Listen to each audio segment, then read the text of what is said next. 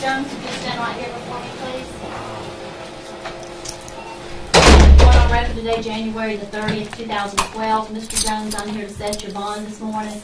I don't know anything about your individual case. If you do not understand the law that you're charged under, I'll be glad to explain the law to you. You have a charge of possession of a weapon during a violent crime and also a charge of murder. You have the right to have an attorney present with you when you go into court. If you cannot afford to hire an attorney, I will be glad to screen you to see if you qualify. That will be based upon your income, and then that will be applied to federal guidelines. You have a next appearance date scheduled for March the 9th at 9 o'clock in the morning at the courthouse at 109 Park Avenue, with a second hearing date scheduled for June the 1st, 1:30 in the afternoon at the same courthouse, 109 Park Avenue. You also have a right to what is called a preliminary hearing. What happens in that hearing, the state is prosecuting you. They have to come in and give sworn testimony before the judge to establish probable cause. What was your intent, your knowledge, your involvement? Did you violate the laws of the state that you've been charged under?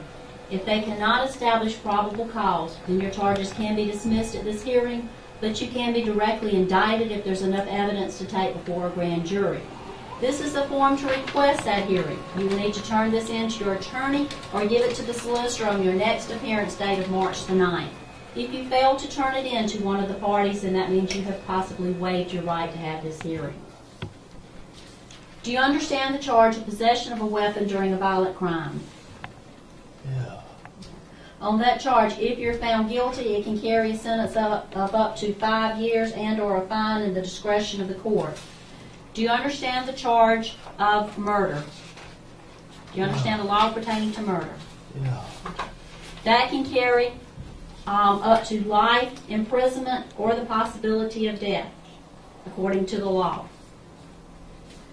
On these charges, Mr. Jones, do you wish for me to screen you for a court-appointed attorney? Do you have the income to hire an attorney on your own?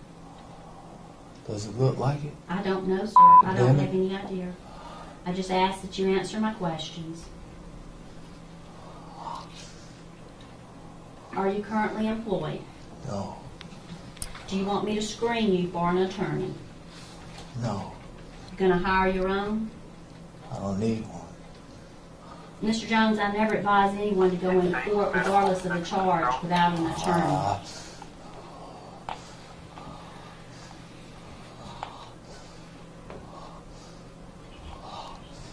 Do you want to be screened for an attorney? I don't care. Mr. Jones. You state at this time you are currently unemployed. I am going to pre-qualify you for a court-appointed attorney. Someone from the Mr. Jones, someone from the Public Defender's Office will come over and speak with you about your case. Now, on the charges of possession of a weapon during a violent crime, here's a copy of all your rights that I've gone over with you. If the charge is brought against you, if you're found not guilty, or if the charges are dismissed or no pros, then these can be expunged from your record, which means they can be erased from your record just like it never existed. Also, if you fail to appear at any of your court hearings, additional charges can be brought against you. Is your mailing address 324 Human Street in Batesburg? Yeah. Mr. Jones, this is your paperwork with your next appearance dates on it. It also tells you that I have pre-qualified you for a court-appointed attorney. I need you to sign that on the bottom line for me, and I will give you a copy of it.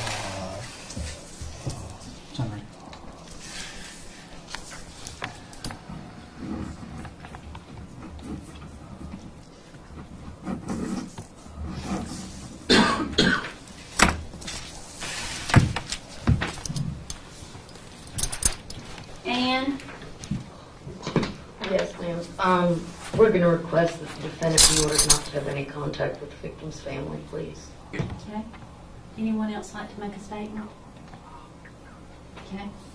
Mr. Jones, there is going to be a condition that you're not to have any contact with the family of the alleged victim. Do not call, email, text message, no type of electronic communications. Don't have any of your friends call them and try and harass them in any way, because you will have to answer to the court if you do. On the charge of murder, because it does carry life or death imprisonment, then I am not allowed to set a bond on that. You have to go before a circuit court judge to have a bond set. I have given you your rights on that charge. On the possession of the weapon during a violent crime, I'm going ahead and setting your bond at $10,000 on that charge.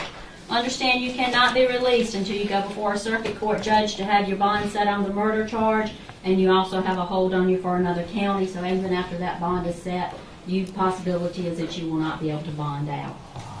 I need you to initial on the front stating you understand your first appearance date for me. You gonna initial right here?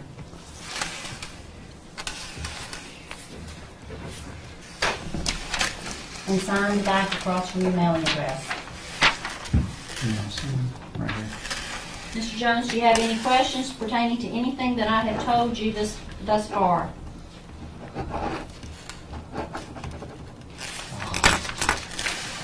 Okay. All right, so